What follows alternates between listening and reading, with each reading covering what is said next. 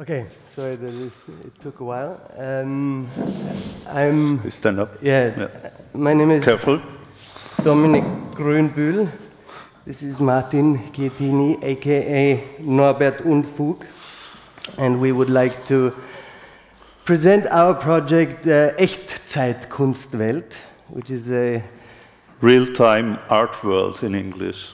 Yeah, but we keep it in German because it's more fun.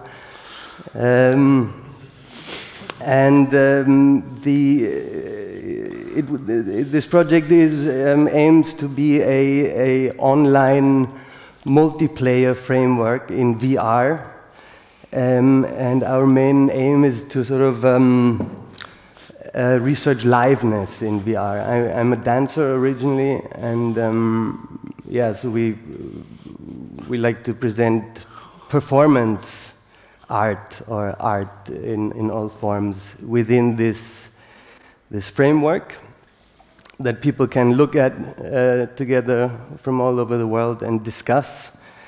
And it's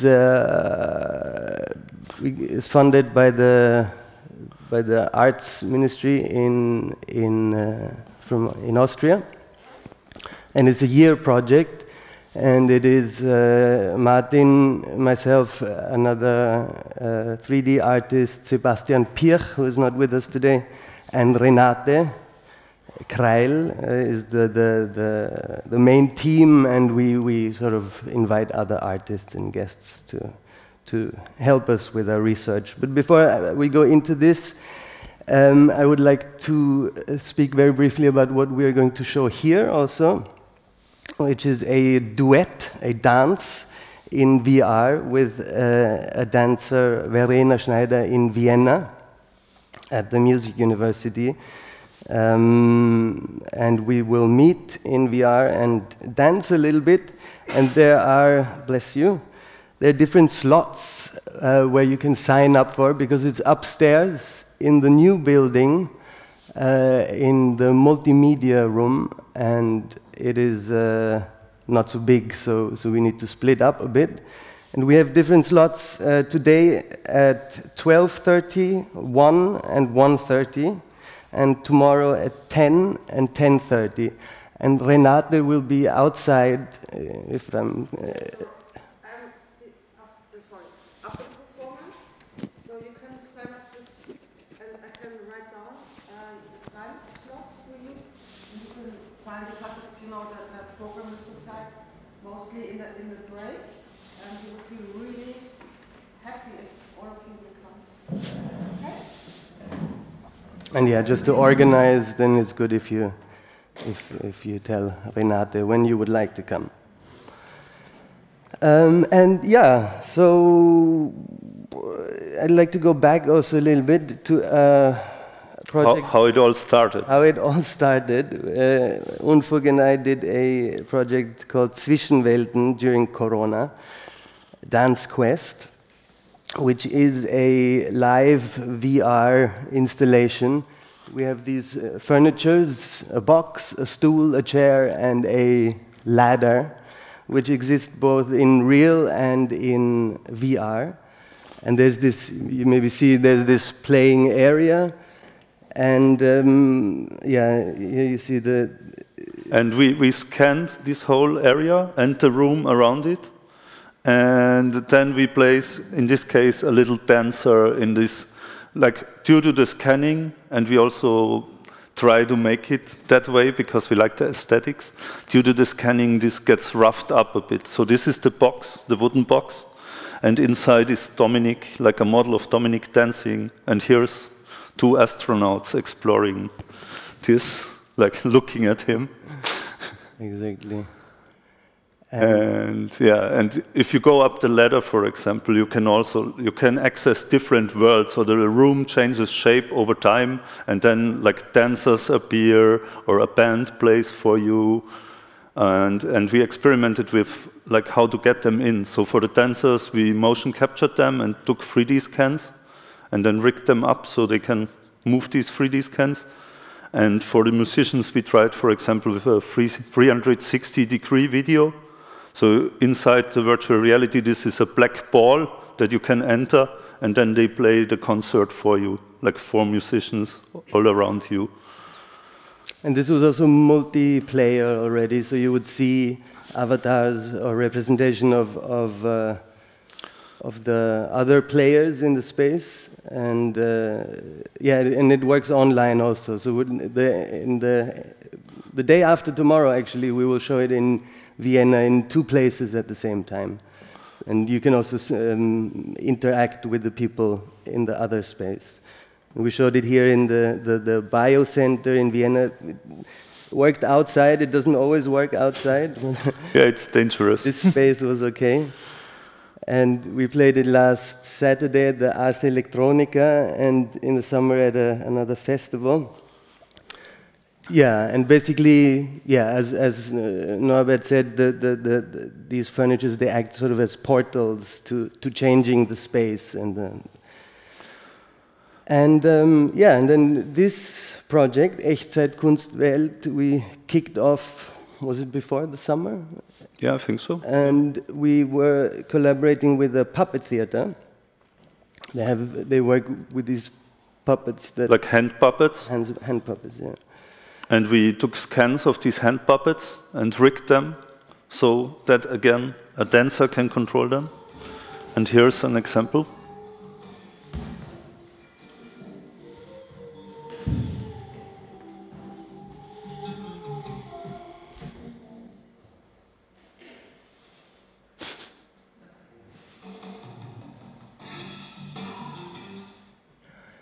So yeah, basically now Dominic can strap in and control these puppets, or any dancer that we have can strap in and control them.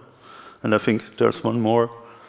Like over the time we really got better at it, and like now can do quite complex things which were not possible in the beginning, which was mostly fighting the whole tech setup. It's like 11 Vive trackers running on a gaming PC, and there's a lot of initial hiccups, but now it's quite stable and we can motion capture in like after 20 minutes of strapping in.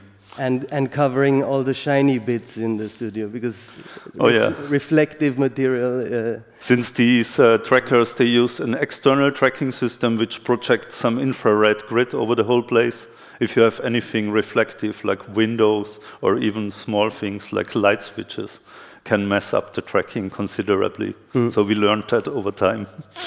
And there in this puppet theater, it was also an installation on the stage, an empty stage, and people would walk around, multiplayer again with the VR goggles, and again by changing space changing position in the space, they would manipulate the content, and yeah. So I might come to the technologies that we used. Oh, actually that's the next slide, sorry. There's one missing. The technologies used slide is, I guess it's doesn't show. Anyway, I can read it from here and tell you. So we started with, actually when we first planned the project, these mobile headsets were not out yet. So the plan was to use like free PC headsets with the cable and everything, and we had all kind of ideas how we can not twist this in this kind of setup. But luckily then the wireless, like these Quest headsets arrived. And with them we started, we did an app in Unity, which was more or less just the 3D scans and the dancers that we put in Unity. Since it's a mobile headset, you can't use any light or fog or anything, so quite limited. But it's still a lot of fun, and it works tremendously well now. Like at the Ars Electronica, we did it for 3 hours. There were 5 people in it all the time, nearly. We couldn't charge the headset, so after 3 hours, the performance is over because batteries are dead. But it's luckily also what we said. Like you also cannot. It's very exhausting because we are there and we have to interact with these people in virtual reality. We only get sound cues where they are, actually. Like we can hear from their headsets, okay, they are in this room, they are in this room.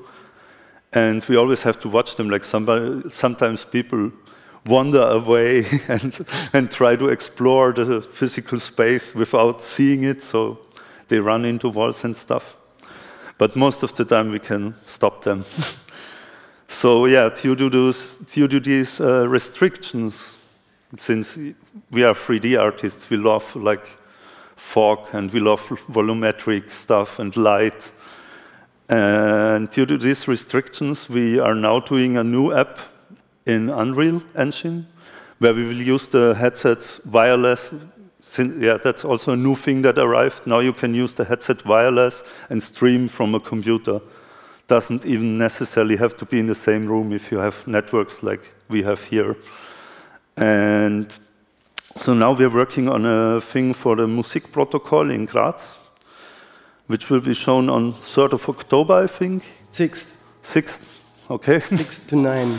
And this is a very rough preview. Basically, this is our development setup. And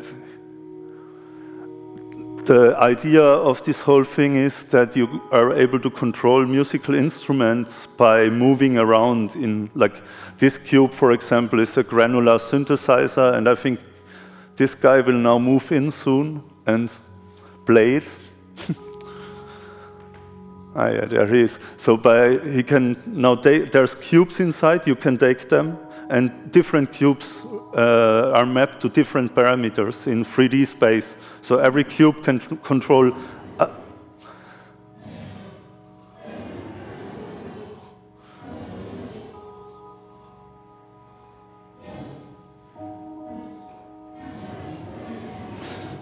So basically,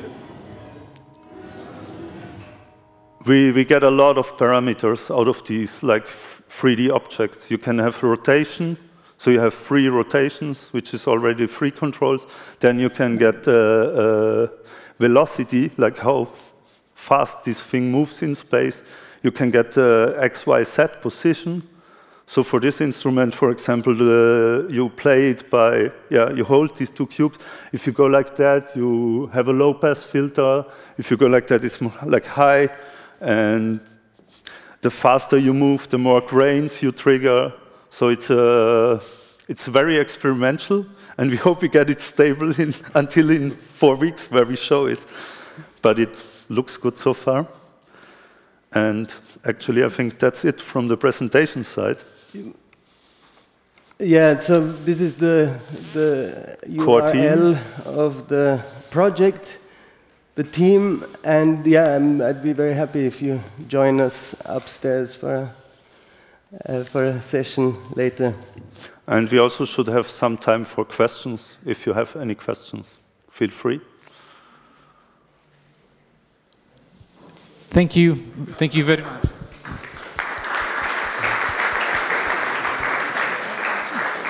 Any questions? I have a microphone. Yeah, I can talk like that. Did you already give instructions how to register? Yes.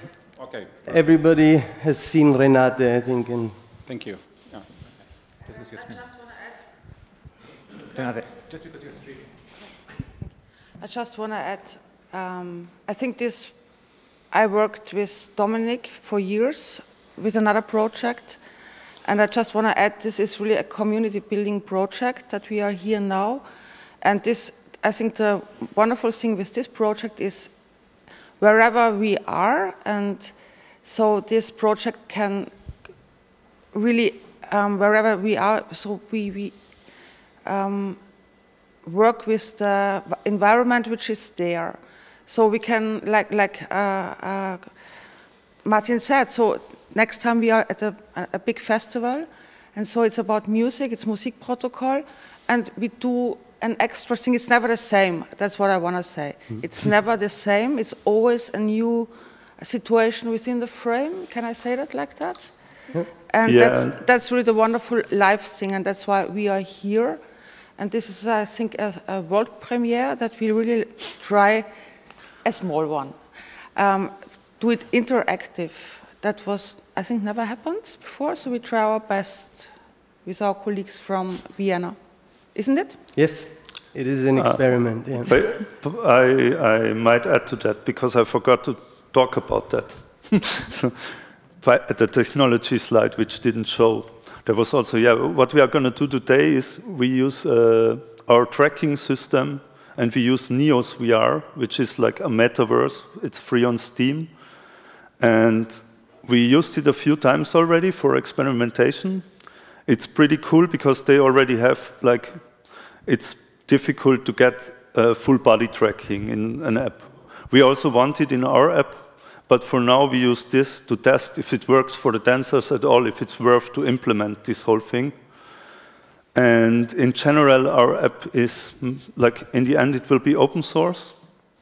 And it should be, like, we are trying to actively involve artists also from outside the 3D scene. So we are now doing something with a photographer where we designed worlds with her, and we'll show that too. So and at the same time, me and Sebastian are also working at the University of Vienna for biologists, and they look at complex network data, basically in the same framework at this point, because we are trying to merge it, because it's just, yeah, in virtual reality, in the end, everyone wants the same. Like, they want to be in a room, be able to point at things, and be able to voice chat. So we feel that this project that we developed for art reasons can go far beyond that, because meeting people in a virtual space is really way better than meeting them on Zoom or whatever. So, yeah. Any more questions?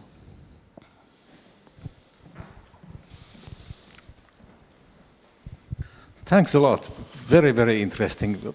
I have been following a bit similar kind of research project in Turku University in Finland. They also experiment with the 3D immersive video. But you seem to be further developed, so congrats. So, you know, have you ever heard of an application, Cello Fortress? So I think it's not anymore available, but it's a crazy Dutch guy, cellist. He developed a game what you could control by playing the cello. And that kind of catches me, what you are now already capable of doing. How do you see the future to create something like games to help younger, well, like the kids to practice musical instrument? That's a very good question. It's an exciting idea. Yes. Yeah. To be honest, kids and virtual reality is a difficult topic, because, like, at this point we say our work is 12 plus, because younger kids are just going crazy in there. Like, they run super fast. His son fell off the stage. Like, he just jumped off it because he believed there was no... Yeah. And my daughter didn't want to go out anymore. She wanted to stay in the... Yeah, and she ran away with the headset from her mom, like, oh, no, I'm not leaving. So, yeah, it's difficult, because the kids, they go in there and they are not interested in the actual content. For example, when we showed our data visualization platform at the long night of research, and there were a lot of kids, and all they wanted to do is beat each other up. Like, they were not interested in the data or in learning anything. They were just like, can I beat this other guy? But so, yeah, I mean, so we are a bit skeptic, but I think in general, like, teaching and there's an amazing potential in it. I just mean that if it could be kind of controlled by sound of a musical piece, I think that's what the core of my question. Yeah. So I think that's kind of an interesting challenge. Yeah, that's an exciting idea. I might try that. But what I wanted to say to the kids, I think once the medium reaches, like, it's getting slowly there. Now the headsets, which cost, like, the whole setup cost like 5,000 3 years ago. Now it costs like 400 euros. So kids will get these headsets at home. And once they are used to this new medium, and also, like, it's also the same for older people who, like us, like my age, who can't move in there, or who just overwhelmed by the technology and do not even see the art then. So I think it takes some time until it's more mainstream, and then you can also work with kids in there, I think, because then they are used to it. There's another question, I think. Hello, thank you for a wonderful presentation. I'm Vitanis from Lithuanian Music Academy of Theatre. So just an idea got in my mind. So let's imagine, let's say a kid wants to try to play guitar, yes? In virtual reality. He has a real guitar, or electric guitar, whatever, and he has to play some kind of chord in order for the guitar to be like a weapon to shoot someone. I mean, to shoot the enemy, yeah? And in a way, each time he has to play a different chord. And to, let's say, put down the boss, he needs to play a whole song or something like that, small stuff. That would be interesting. That sounds really cool, yes. It's a very exciting idea, to be honest.